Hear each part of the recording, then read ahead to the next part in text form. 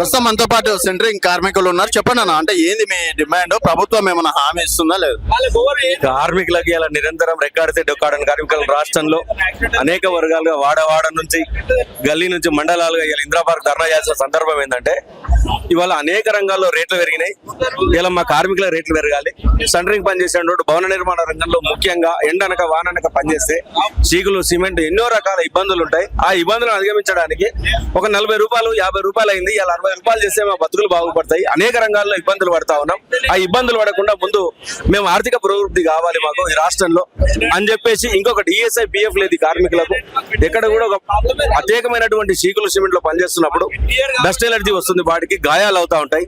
ఈ వాటిని తట్టుకొని ఉండాలంటే ఈ 10 లక్షల రూపాయలు భవన నిర్మాణ రంగంలో ఇస్తున్నటువంటి 10 లక్షల రూపాయలు సరిపోతలేవు. దాంతో పాటు హెల్త్ లేదు, అందులో ఏమన్నా జరిగితే మాత్రమే ఒక 2 లక్షల రూపాయలు మాత్రమే వస్తుంది. మరణానికి ఒక 10 లక్షల రూపాయలు వస్తుంది. ఇది కాదు కావాల్సింది.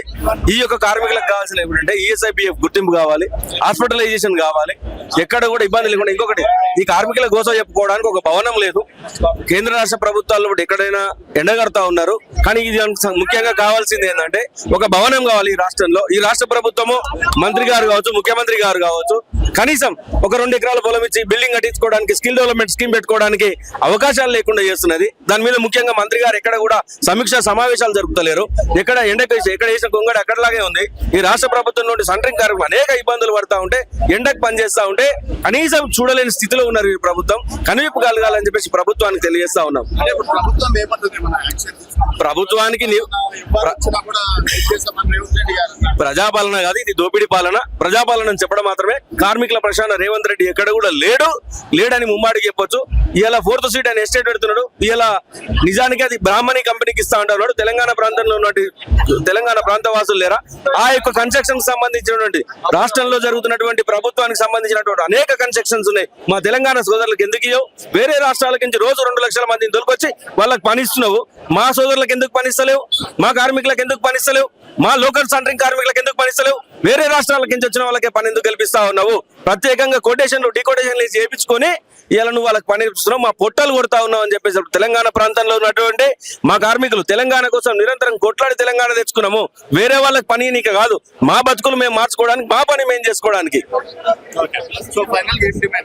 ఈ రాష్ట్ర ప్రభుత్వము మాకు 10 లక్షల రూపాయలతో పాటు ఈఎస్ఐపిఎఫ్ కల్పించాలి. స్థానికంగా ఒక భవన నిర్మాణాన్ని కల్పించాలి. ఒక 2 ఎకరాల స్థలం కేటాయించాలి.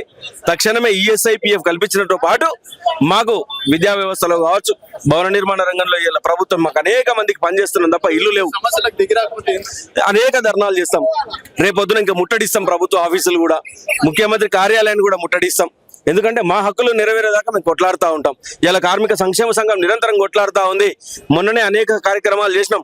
భవన నిర్మాణ రంగంలో ఉన్నటువంటి మేలుకొల్పు కోసం స్కిల్ డెవలప్మెంట్ ప్రోగ్రాంలతో పాటు అనేక నేర్పిస్తాయి. రాష్ట్ర ప్రభుత్వం స్కిల్ డెవలప్మెంట్ ప్రోగ్రాంలు నిర్వహిస్తూ ఉంది. కానీ అవి పూర్తి స్థాయిలో ప్రజలకు అందుతలేవు. వాటిని పూర్తి స్థాయిలో ప్రజలకు అందే విధంగా చేయాలని చెప్పేసి డిమాండ్ చేస్తా ఉన్నాం.